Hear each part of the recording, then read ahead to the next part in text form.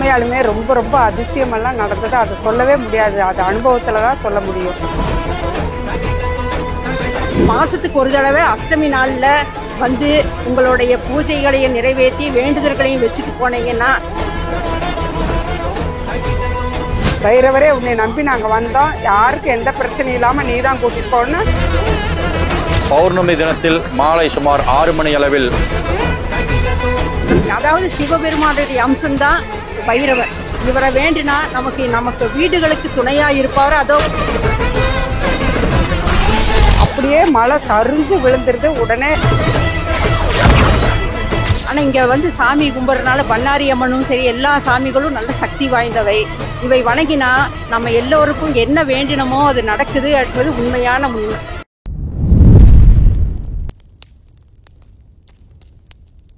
இங்கே வந்து பண்ணாரி அம்மன் கோவிலுக்கு வந்திருக்கேன். இங்கே பண்ணாரி அம்மன் கோயிலில் இன்றைக்கி விசேஷம் என்னென்னா, காலபைரவருடைய பிறந்த நாள்.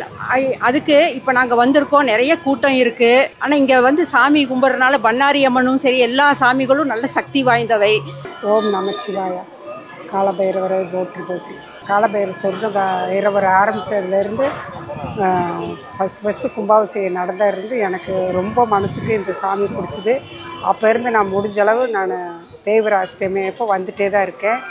ஆனால் லாஸ்ட் டைமு 3 மாதத்துக்கு முன்னாடி சாரதாம் யாத்திரை போகணும், என்னை நல்லபடியாக கூட்டிகிட்டு போகணும் அப்படின்னு பைரவர்கிட்ட வேண்டிட்டு ஆகஸ்ட் 12ஆம் தேதி நாங்கள் கிளம்புனோன்னா நல்லபடியாக தான் போயிட்டு இருந்தது. எடுத்தோடனே கங்கோத்திரி போனோம். அடுத்தது நாங்கள் வந்து கேதார்நாத் தான் மெயினாக வேணும், சிவனை பார்க்கணும் அப்படின்னு நினச்சி தான் நாங்கள் போனதே. ஸ்ரீ ஸ்வர்ண ஆகஸ்ன பைரவர் இதனுடைய சிறப்பு கல் கோவிலாக உருவாக்கப்பட்டு பிரதிஷ்டை செய்து கும்பாபிஷேகம் செய்து இவை வணங்கினா நம்ம எல்லோருக்கும் என்ன வேண்டினமோ அது நடக்குது என்பது உண்மையான உண்மை. இன்னைக்கு வந்து காலபைரவருடைய தேய்பிறை அஷ்டமி நடக்குது. அதில் இப்போ ஏகப்பட்ட கூட்டமாக இருக்குங்க.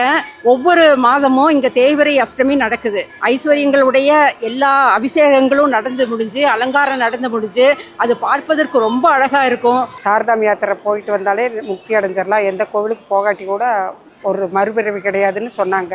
சரின்னு பைரவர் மேலே நான் பாரத்தை போட்டுட்டு கிளம்பினேன். ரொம்ப கடினமான யாத்திரைன்னு சொன்னாங்க. இருந்தாலும் ஓகே அப்படின்னு சொல்லிட்டு நாங்கள் ஒரு 38 பேர் கிளம்பி போனோம். உண்மையாலுமே ரொம்ப ரொம்ப அதிசயமெல்லாம் நடந்தது. அதை சொல்லவே முடியாது, அது அனுபவத்தில் தான் சொல்ல முடியும். பௌர்ணமி தினத்தில் மாலை சுமார் 6 மணி அளவில் அம்பாளுக்கு அபிஷேகமும் அலங்காரமும் அதன் பின்னர் பிரசாதங்களும் வழங்கப்பட்டு வருகிறது. பக்தர்கள் அம்மனிடம் வேண்டுபவர்களுக்கு வேண்டும் வரத்தை கொடுப்பதால் பக்தர்கள் திரளாக வந்திருந்து அம்மனை தரிசித்துக் கொண்டுள்ளார்கள். அதோட எல்லாரும் கும்பிடணுங்கிறது ஒரு தாத்பரியமான உண்மை. அது நம்ம வந்து ஒவ்வொரு மாதமும் நடக்கும்போது நம்ம என்னதான் வேலை இருந்தாலும் சாயந்தரத்தில் தான் நடக்கும். நீங்கள் என்னதான் வேலை இருந்தாலும் அது கொஞ்சம் விட்டுட்டு நீங்கள் வந்து இங்கே வணங்கிட்டு போனீங்கன்னா உங்களுக்கு எல்லாமே நல்லதாக நடக்குங்கிறது உண்மையான ஒரு கருத்து.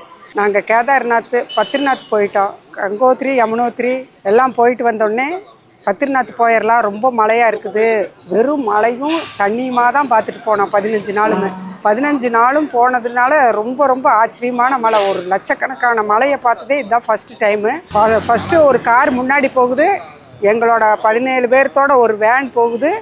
தேய்பிறை அஷ்டமியில் பக்தர்கள் வேண்டுபவர்களுக்கு வேண்டும் வரத்தை அள்ளி கொடுக்கும் ஸ்ரீ ஸ்வர்ண ஆகஸ்ன பைரவருக்கு வேண்டுதல்களை வைத்து பக்தர்கள் வந்து தரிசனம் செய்து திரளாக வந்திருந்து அனைத்து தெய்வங்களையும் வழிபட்டு அபிஷேகம் நடக்குதுன்னா என்ன பொருள் உங்களால் முடியுமோ அந்த அளவுக்கு தான் அவங்களும் கேட்குறாங்க.